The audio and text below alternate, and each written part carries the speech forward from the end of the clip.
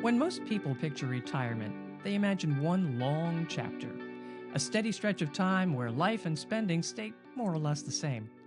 But retirement often unfolds in phases, each with its own priorities, spending patterns, and lifestyle changes. I'm Patrice Sikora here with your host, Jim Kruzan. And today, we're talking about what we call the three chapters of retirement and why understanding those stages can help people build a more flexible and realistic financial plan. So, Jim, let's start with the big picture, why don't we? Why is it helpful to understand about retirement in stages instead of one long Well, it's phase? funny because when people usually run retirement analyses and such, it's usually one long phase. They take a look at what they need to live on, they apply some kind of an inflation rate, and it becomes this kind of long, trudging line all the way out to the end. But that's not how life works. We have a certain amount of energy. We have certain goals and objectives. We have life throwing things at us constantly. So things change often. And it's better when modeling a retirement plan, modeling the use of capital over time, to maybe model it better, model it like it reflects what really happens. And as you'll see in a few minutes, people tend to have more energy and do more things earlier in retirement. So why should that be the least amount of income we have coming in those early years, and then it ramps up because of inflation in the outer years? So looking at this thing differently, looking at it more as retirement is presented to us, it probably makes a whole lot of sense. I also think it helps to reduce some stress. There's always been this recurring bit of stress when talking to prospects and clients about retirement, and it's the same question, but it can be phrased differently. It's am I spending too much now, and I'm sacrificing my future, or am I so austere in terms of my spending, not spending anywhere near what I could because I'm afraid of running out of money, that I'm then left with this big, huge chunk of money very late in life where I'm not able to enjoy it, and I've missed a lifetime of opportunity. So I think by framing and modeling different spending areas at different lifestyles, it might take some of that stigma away and might allow people to enjoy the retirement they've worked so hard to achieve. I like that, you don't, having too much at the end, what good is it going to do you? Yes, you can give it to your heirs if you've got them, but think of all the experiences you could have had. That's it exactly. And, if you think Yeah. about our general theme here at Kaydan Wealth is building bigger, bolder retirements, having those Right. experiences, figuring out how to have more of those experiences is really what it's all about. It's not about the worry of running out of money at the end. Yeah. Yeah. All right. So let's talk about chapter one. What defines those years of retirement? Yeah, so I've used the term, and it's not something I created. I certainly borrowed it. It's been used elsewhere. If you think about retirement as three different distinct periods of time, they're not all equally weighted. They're not all the same length, but the go-go years, the go slow years, and then sadly the no-go years. So those are the Yeah. three chapters. If we were to look at the first chapter, the go-go years, it's as you would expect it to be. You're now newly retired. You've been waiting a lifetime up to this point for this date. You're never going to be healthier. You're never going to have as much energy as you do right now. So the idea of retiring and worrying about what we spend, I mean, within reason, for Hmm. fear of running out of money down the road, it seems to me like we're starting off on the wrong foot. We should be looking at using this time to engage in old hobbies that we let slip away, or create new interest, or do more travel, or create experiences with the family. And that's beyond travel. That's doing some really exciting things that'll create lifetime memories. That takes some degree of money. So when we think about this three chapter approach, it kind of looks a little bit like a U. They refer to it as the retirement smile. Think of that as more earlier on, then that dips down a bit in those middle years. And then sadly, because of healthcare and those things, it kind of comes back up the other way. So it kind of looks like a bit of a U. And starting at the beginning, modeling a bit more income than we know we need, building in a bit more padding, certainly makes some degree of sense. All right. So this is freedom, flexibility with your money, right? It is, and especially in those earlier years. And also, it's those earlier years where we have to also be cognizant of the fact that we can't afford big mistakes. We can't afford big drops in capital. We can't afford a big loss of capital, especially early in retirement, because we're still facing 25 to 30 years. Statistically, mathematically, a big drop in capital, obviously we want to avoid, but if we had one and we happen to have one halfway through retirement with 12 to 15 years left, as opposed to 25 to 30, it's not nearly quite as problematic. So there's those two things happening at the same time. How do we create more cash flow? How do we create more flexibility? But at the same time, how are we guarding the account against big drops in capital? You're talking sequence of returns. There's a little bit of that going on. Yes. Absolutely. We'll have a whole podcast about that. All right. Anything else in this first chapter that you want to? Yeah, not really. Other than the fact that flexibility is keen. Things will certainly change, and generally we budget a bit more, and that range of time is anywhere from retirement out to, call it 60 to 70, 75 years. You can have 10, 15 years of go years, followed by the midsection, which are the go slow years. Or chapter 2. Or chapter 2. All right. Talk about chapter 2. If flexibility was the word for chapter 1, rhythm is, I think, the word for chapter 2. Think about it. You're now 10, 15 years or more in the retirement. If you had a big bucket list of things you wanted to accomplish, there's a pretty good chance you've accomplished those. And there's a lot less experiential spending. So you're still seeing family and friends, and you're still active in community and those kinds of things. But we don't have those big blowout trips or those big vacations that we typically had in the past. And as a result, spending tends to drift a bit lower. On average, during that period, which is another 10 or so years, spending can drop by, on average, say 2%, inflation adjusted, but about 2% a year. So it's about 20% less than it would have been in that first period of time. And you don't feel like you're giving up anything because you're just not spending it. And the key there is you still have your health, and you're still, to a large degree, living independently. It's when those things start to fail that we tend to move into that last phase. Well, let's get to the last phase in a bit. Let's be happier right now. Right. Let's talk about, as you say, you might be slowing down a bit, but you're not stopping. You're still doing. You're still doing. Yeah, absolutely. You're still spending money. You're still enjoying life. You're just not doing it as robustly because you have a few more aches and pains and those types of things. Your thoughts may be changing a bit. It might be, what do we need to do? What expenditures do we need to have to make sure that the house is more easily managed?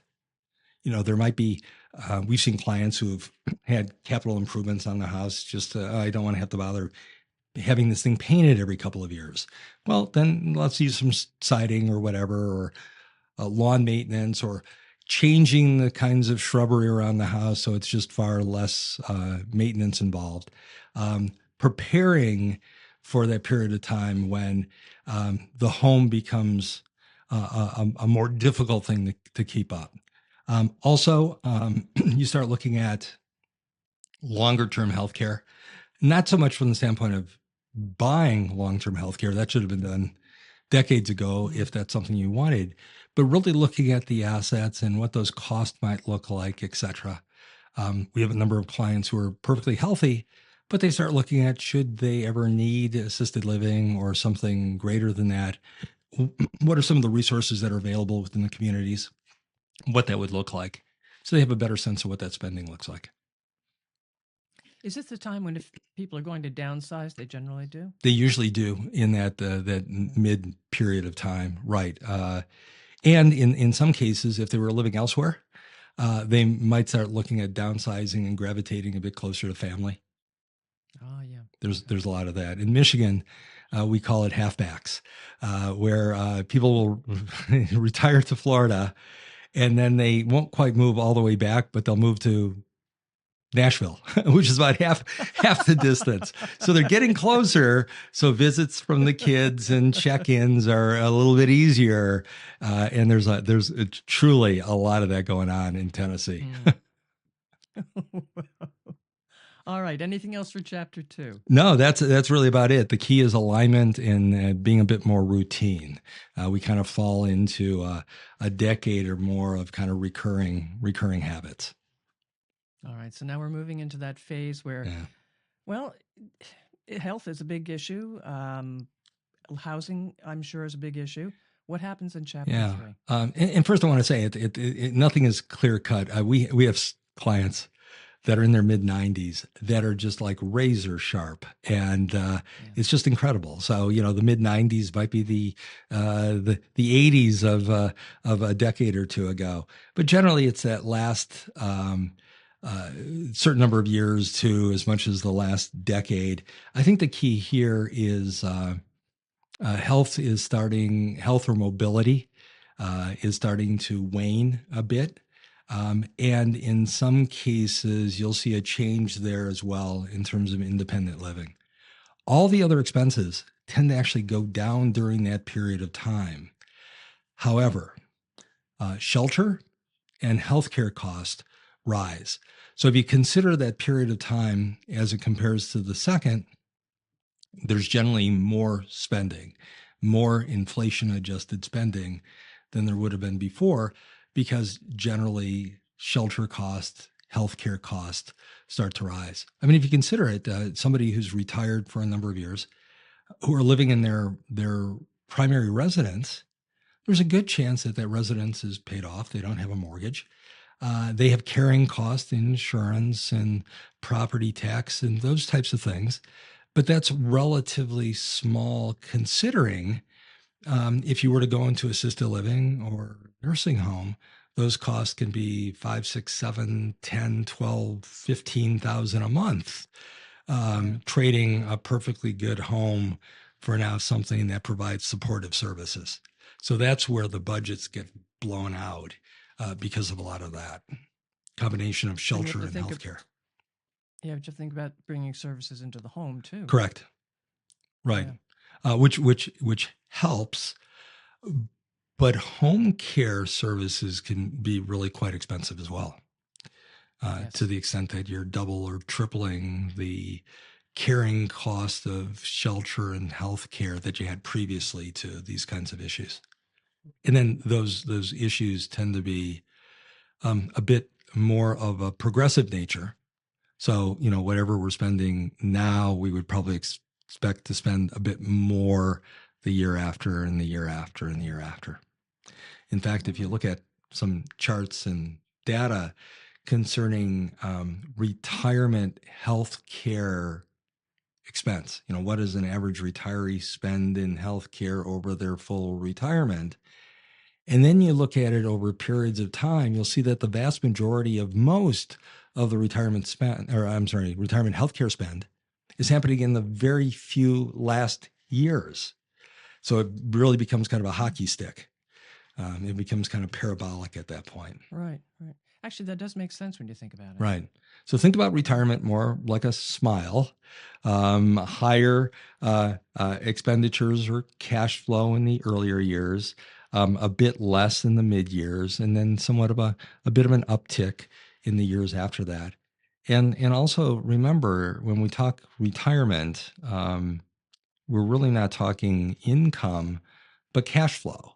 So it's really a question of how do we maintain the cash flow we need to do all this.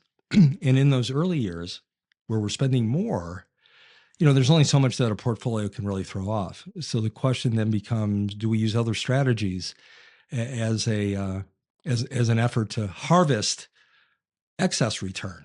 If the retirement analysis is built on the basis of a 6% annualized return and 1 year we get 12, well, we can't spend all of the excess, the full 6% that's north of 6%, but maybe we can spend 20, 30% of that excess, which then provides additional cash flow that wasn't really factored in to the retirement analysis to the same effect as an increase in regular income every year. And that goes a long way to providing some of those experiences. And you really have to, taking all these 3 chapters together, looking at your retirement plan, as you said, it's not just a static line, it's the smile. How do you present this to your clients? Do they understand this, that there's change and they've got to be able to go with it? Yeah. So everybody still lives in a linear world. So we always ask the question, look, in today's dollars, what do you think you need to live on? Does that include health care or not? And then we adjust that accordingly. And then what we do is we take that number and we add a certain premium to that as excess spend for experiences, et cetera. And then at some arbitrary point, we bring that number down to cover those mid-years and then bring it back up again. So that as we're analyzing the probability of success, we're looking at this thing through a lens that looks a lot more like real retirement spending. Jim, is there anything we haven't mentioned that you want to make sure we do? No, I think the only thing is if we're planning on retiring and we're working with an advisor, let's try to build a retirement plan, a scenario that better reflects what real life looks like, better reflect what your retirement will. Because at the end of the day, it may very well reduce some stress that we have. It may allow you to truly build a bigger, bolder retirement for yourself. Not just accomplish retirement, but really enjoy it. All right. Well, as we've talked about today, retirement isn't one long chapter. It's a journey and it evolves over time. And by recognizing the 3 phases of retirement, people can build a financial plan that better matches the way retirement actually happens. Now, if today's conversation got you thinking about how these different phases of retirement might apply to your situation, we've created something called the Retirement Readiness Report. It's a personalized planning tool that we use to help people evaluate where they stand today and how prepared they may be for the years ahead. If you'd like to receive one, simply mention podcast when you reach out, and we'll provide you your Retirement Readiness Report at no cost. And you can visit kaydanwealth.com and submit the Contact Us form too, or use the Retirement Readiness Call link in the show notes to schedule a quick introductory call with our team. If you found this episode helpful, please subscribe so you don't miss future episodes, and of course share it with someone who could benefit. Follow at Kaydan Wealth on social media and let us know what you think in the comments. Your feedback and topic suggestions help us improve and make a bigger impact. And thanks for supporting our show. Thank you for listening to The Retirement Engineer with Jim Kruzan. Click the follow button to be notified when new episodes become available. Visit our website at www.kaydanwealth.com or give us a call at 800-638-6900. The information covered and posted represents the views and opinions of Jim Kruzan and this episode's guests, not necessarily those of Kaydan Wealth Management. The content has been made available for informational and educational purposes only. The content is not intended to be a substitute for professional investing advice. Always seek the advice of your financial advisor or other qualified financial service provider with any questions you may have regarding your investment planning.